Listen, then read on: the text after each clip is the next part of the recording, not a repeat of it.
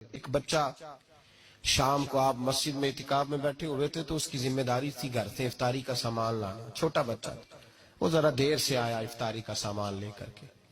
جب پہنچا تو اعلیٰ حضرت کو جلال آیا, اتنی دیر سے کیوں آئے؟ ایک تھپڑ اس کی گردن پہ دے مارا.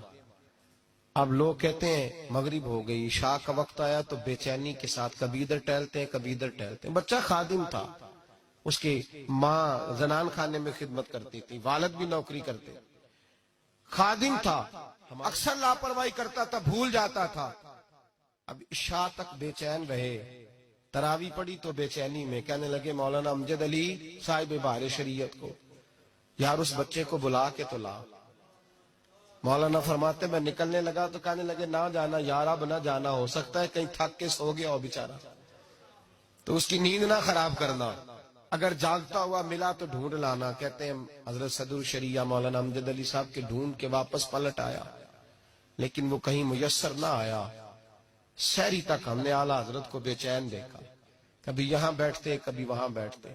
وہ بچہ کہیں سو گیا تھا, سویرے سحری کا سامان لے کے آیا, 1000 کتاب لکھی ہے, اور علی گڑھ یونیورسٹی کا سر ضیاء الدین دروازے پہ آ کے بیٹھا رہتا ہے, بہت بڑا ریاضی کا استاد ہے, دروازے پہ بیٹھا رہتا ہے.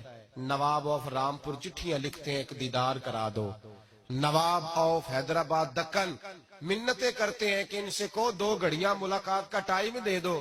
لیکن ایک بچہ غریب, اس کے لیے فاضل بریلوی درجنوں لوگ کھڑے تھے.